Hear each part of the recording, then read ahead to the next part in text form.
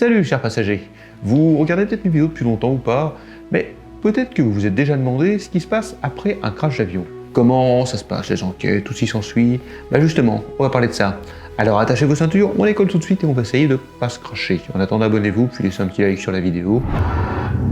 V1. Rotation.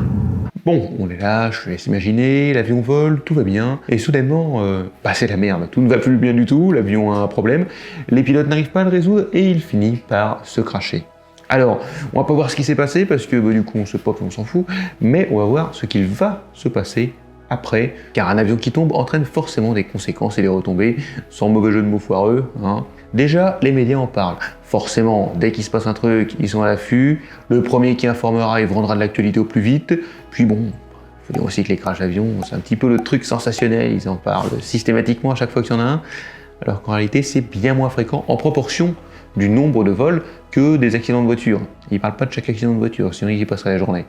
Alors vous allez me dire, oh, mais toi aussi tu fais des vidéos là-dessus, t'en parles et tout. Oui, mais moi c'est pour vous raconter le côté histoire et le côté technique aussi. Pendant que tous les médias en parlent sans arrêt, les pompiers, les services de secours, ainsi que la police, la gendarmerie ou les forces de l'ordre locales vont sur place. Parfois même, l'armée peut être déployée selon certaines situations, selon les pays. Les forces de l'ordre pour mener l'enquête et rechercher les potentiels survivants. Les pompiers pour les sauver, enfin ceux qui sont sauvables, parce qu'un avion qui tombe, généralement ça laisse pas grand monde en vie. Hein. Tu peux regarder mes vidéos, puis t'abonner au passage d'ailleurs, tiens, tu verras que peu de passagers y survivent. Mais en même temps, oui, très peu de temps après, l'enquête commence avec des spécialistes. En France, on a le BEA, le Bureau d'enquête et d'analyse. Aux États-Unis, ils ont le NTSB, chacun a son petit nom. Sauf que le BEA et le NTSB sont parmi les meilleurs enquêteurs.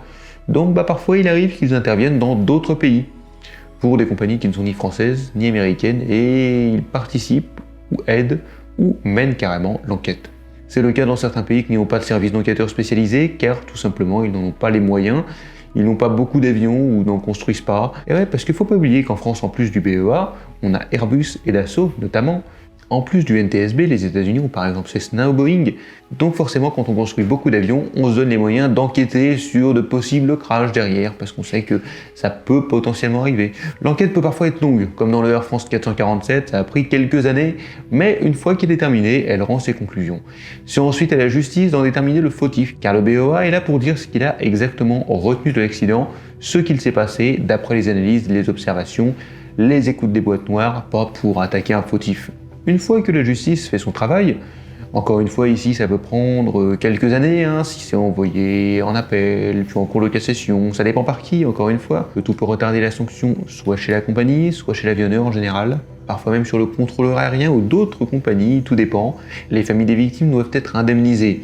Si c'est le contrôleur aérien, verser 100 000 €, c'est un nombre au hasard, hein. À toutes les familles, ça risque d'être compliqué. Mais si c'est la compagnie ou un avionneur, c'est possible. Dans tous les cas, les compagnies ont un seuil minimum à verser qui peut être très rapidement multiplié par 2, par 5, par 10, même parfois plus, si la compagnie est fautive. Pendant ce temps, après un crash d'avion, la compagnie a pour habitude de supprimer le numéro de vol, histoire de terminer définitivement ce mauvais souvenir. Alors ça, c'est pas toujours vrai parce que, si bien qu'on ne retrouve pas de Air France 447, on n'en retrouvera certainement pas pendant encore quelques années, au moins, mais c'est pas toujours le cas. Bah oui, parce que parfois il y a des numéros qui sont réassignés à d'autres destinations.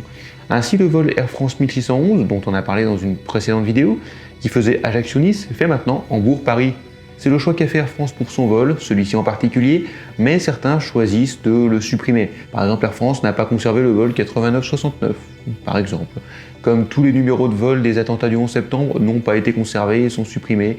Un jour, il y a eu un des numéros de vol d'ailleurs, je crois que c'était le United Airlines 93, si je ne dis pas de bêtises, qui est réapparu comme ça en mode fantôme et qui a été resupprimé après. La compagnie s'est excusée parce que trop de mauvais souvenirs. En fait, c'est pas spécifique à notre compagnie nationale française. On ne sait pas vraiment quand les compagnies décident de supprimer un numéro de vol, quand elles décident de conserver ou de réattribuer. En gros, ça peut être lié soit à partir de l'âge du crash, si ça fait 50 ans, potentiellement on peut ressusciter le numéro de vol, mais ça peut exactement être par la popularité d'un vol. Si un vol n'est pas super connu, que c'est pas un vol qui fait énormément de passagers, on peut tout simplement le réattribuer à une autre destination ou le caler à un horaire différent. Bon, une fois que c'est fait, généralement, c'est tout. Parfois, certains crashs peuvent être sujets à controverse, comme le MH370 dont on a parlé, bien évidemment, le TWA800 aussi, parfois, On prétend dire ce qui s'est passé, mais certaines personnes affirment autre chose. Quant à moi, je m'en tiens généralement à la version officielle, sauf pour le MH370, parce que bon, hein, on en a tellement entendu dessus qu'on sait plus, on sait pas, puis je crois qu'on ne sait toujours pas. Généralement, les tests complotistes arrivent en fait quand les causes du crash ne sont pas totalement certaines, quand les enquêtes hésitent un petit peu et donnent toujours un résultat qui n'est pas forcément compris par tout le monde, quand l'enquête patine, prend du temps. Il y en avait eu pour le Air France 447, puis finalement, on a trouvé la réponse, on l'a donnée et on a une explication claire et précise.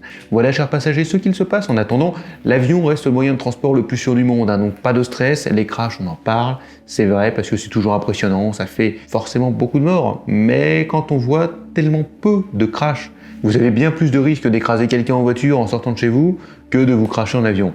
Je vous laisse donc un petit peu imaginer. Pas de stress sur des milliers d'avions qui volent chaque jour. On ne compte pas beaucoup de crashs, généralement 0 d'ailleurs la plupart du temps. Et puis quand on en compte un, vous en entendrez parler. Comme d'habitude, on s'abonne, petit like, petit aileron. N'hésitez pas à me dire dans les commentaires ce dont vous voulez qu'on parle. Et on se retrouve mardi prochain à 17h30. Et moi je vous rappelle que je ne suis pas pilote par commandant de bord, je ne travaille dans aucune compagnie aérienne, je ne suis même pas dans le milieu de l'aéronautique, je suis juste un passionné qui veut vous partager sa passion. À mardi, 17h30.